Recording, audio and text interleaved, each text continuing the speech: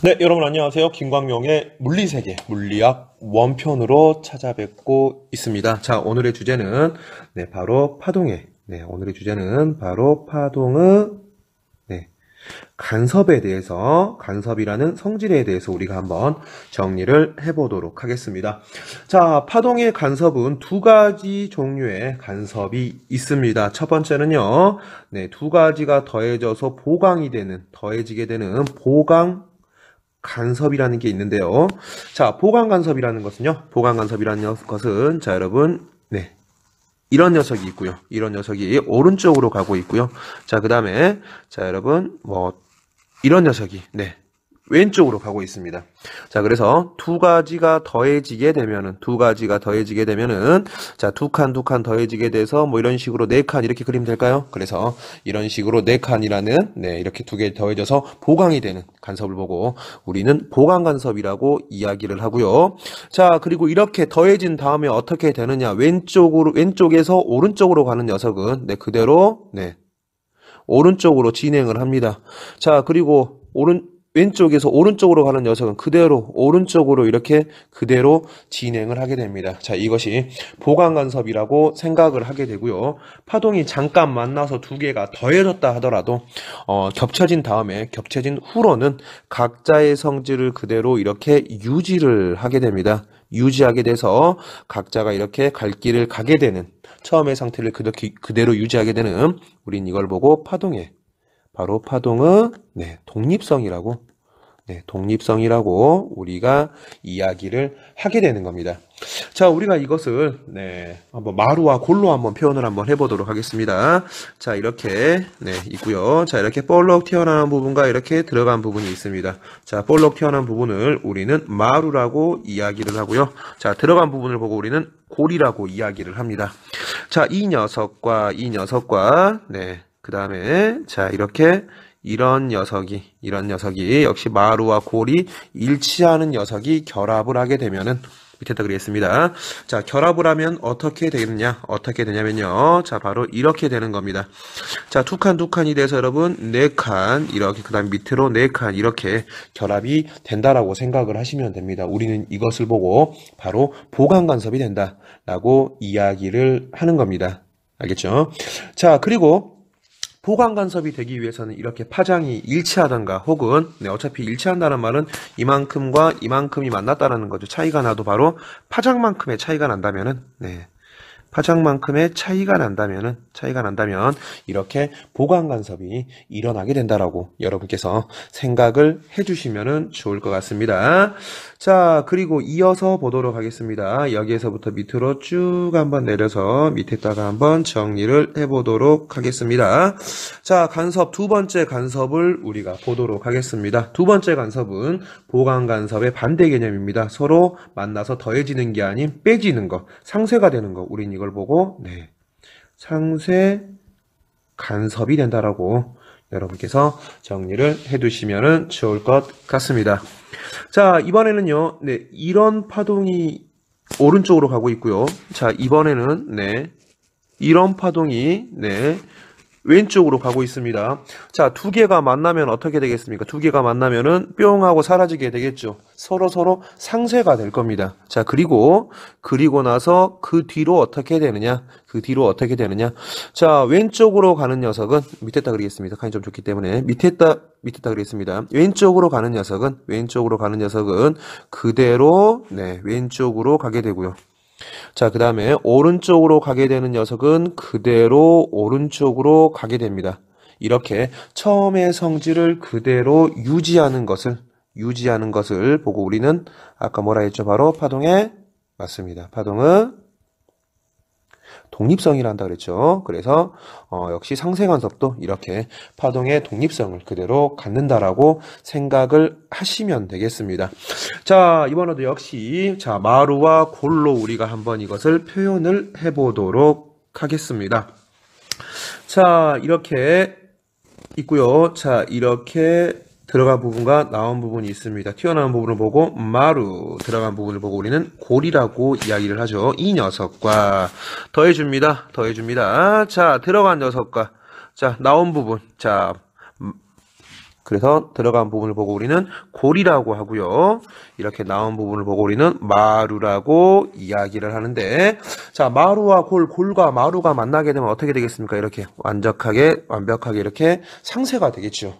그래서 우리는 이것을 보고 상쇄간섭이라고 한다라고 여러분께서 기억을 해뒀으면 좋겠고요. 자, 이렇게 상쇄간섭이 되기 위해서는 마루와 골이 만나야 됩니다. 그래서 마루와 골이 만나기 위해서는 첫 번째 것과 두 번째 것의 차이는 이만큼의 차이가 나면 되겠습니다.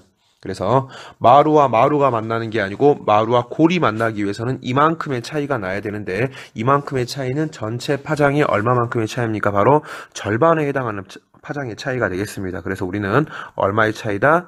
네, 반파장 차이가 나게 되면은, 반파장의 차이가 나게 되면은 바로 이렇게 상쇄간섭이 된다라고 여러분께서 기억을 해뒀으면 좋겠습니다. 자, 그리고 이 보강간섭과 상쇄간섭에 우리가 이제 활용의 예를 보도록 하겠습니다. 자, 보강간섭은요, 빛과 소리라면은 빛과 소리가 더 이제 보강이 되는, 더 커지게 되는 예를 우리가 생각을 하면 되겠죠. 자, 그래서 만약에 자, 빛이라면은 더 보강간섭 되면은 더 밝게 되겠고요. 자, 그다음에 소리라면은 소리는 더 크게 들린다라고 생각을 하시면 되겠습니다. 자, 그리고 자, 상쇄간섭은요. 자, 상쇄가 되기 때문에 아무래도 빛과 소리가 더 작아지겠죠. 그래서 빛 같은 경우는 더 어둡게 되고요. 소리 같은 경우는 더 작게 들리거나 안 들리거나 한다라고 여러분께서 생각을 하시면 되겠습니다. 특히 요즘에 이 소리를 줄여서 이렇게 소리를 줄이는 바로 소음 제거 기술이 요즘 많이 쓰이고 있는데요. 우리가 쓰이고 있는 휴대전화나 휴대전화 같은 경우도 소음 제거가 되게 되면은 우리가 통화에 좀 더 집중을 할 수가 있겠죠.